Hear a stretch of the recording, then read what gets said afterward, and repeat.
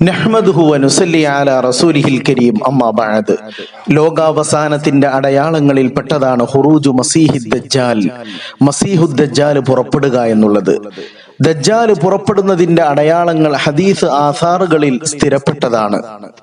ഓരോ ജുമുഅയിലും ഓരോ വെള്ളിയാഴ്ച ദിവസവും സൂറത്തുൽ കഹ്ഫ് ഓതുന്നതിന്റെ പ്രാധാന്യത്തെ സംബന്ധിച്ച് റസൂലുള്ളാഹി സ്വല്ലല്ലാഹു അലൈഹി വസല്ലം പറഞ്ഞപ്പോൾ അതിന്റെ ഗുണമായി പറഞ്ഞത്, ദജ്ജാലിന്റെ ഫിത്നയിൽ നിന്ന് സൂറത്തുൽ കഹ്ഫ് പാരായണം ചെയ്യുന്നവർക്ക്, അതുപോലെ അതിന്റെ ആയത്തുകൾ മനഃപ്പാഠമാക്കുന്നവർക്ക് രക്ഷ ലഭിക്കുമെന്നായിരുന്നു. അബൂ ദർദ റളിയല്ലാഹു തആല അൻഹു വിവരിക്കുകയാണ്, റസൂലുള്ളാഹി സ്വല്ലല്ലാഹു അലൈഹി വസല്ലം അരുളി, മൻ ഹഫിള 10 ആയാതിൻ മിൻ അവ്വലി സൂറത്തുൽ കഹ്ഫ് ഉസിമ മിനദ് ദജ്ജാൽ. ആരെങ്കിലും സൂറത്തുൽ കഹ്ഫിന്റെ ആരംഭത്തിലെ 10 ആയത്തുകൾ മനഃപ്പാഠമാക്കിയാൽ ദജ്ജാലിൽ നിന്ന് അവന് സംരക്ഷണം ലഭിക്കുന്നതാണ്. വെള്ളിയാഴ്ചകളിൽ ദജ്ജാലിന്റെ ഫിത്നകളെ പറ്റി ഒരു ഓർമ്മപ്പെടുത്തലുകൾ സൂറത്തുൽ കഹ്ഫ് നമുക്ക് നൽകുന്നുണ്ട്. പക്ഷേ ഇന്ന് മിമ്പറുകളിൽ ആ ദജ്ജാലിന്റെ ഫിത്നകളെ സംബന്ധിച്ച്, അതിന്റെ കാഠിന്യതയെ സംബന്ധിച്ച്, അതിൽ നിന്ന് രക്ഷപ്പെടാൻ കഴിയുന്നതിനെ സംബന്ധിച്ചൊന്നും പരാമർശിക്കപ്പെടുന്നില്ല. റസൂലുള്ളാഹി സ്വല്ലല്ലാഹു അലൈഹി വസല്ലം പറഞ്ഞു, അങ്ങനെയുള്ള ഒരു കാലഘട്ടം വന്നാൽ ദജ്ജാൽ ആഗതനാകുന്നതാണ്.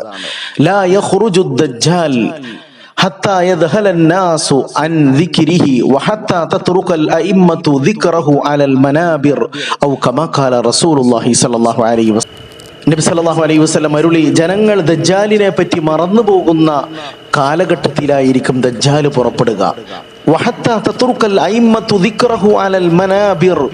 ഇമാമിങ്ങൾ മിമ്പറുകളിൽ ദജ്ജാലിനെ പറ്റി സ്മരിക്കപ്പെടാത്ത, ദജ്ജാലിന്റെ ഫിത്നകളെ പറ്റി പറയപ്പെടാത്ത ഒരു കാലഘട്ടം വന്നാൽ അന്ന് ദജ്ജാൽ പുറപ്പെടുമെന്ന് ഷഫീഉനാ റസൂലുള്ളാഹി സ്വല്ലല്ലാഹു അലൈഹി വസല്ലം. ഇന്ന് ജനങ്ങൾ സുഖലോലുപതയിൽ സർവ്വതും മറന്നുകൊണ്ട് സ്വൈരവിഹാരം നടത്തി ജീവിക്കുകയാണ്.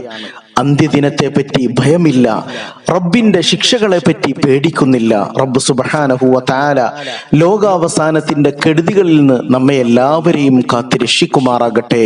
റബ്ബനാ തഖബ്ബൽ മിന്നാ ഇന്നക അൻതസ് സമീഉൽ അലീം വതുബ് അലൈനാ ഇന്നക അൻതത് തവ്വാബുർ റഹീം.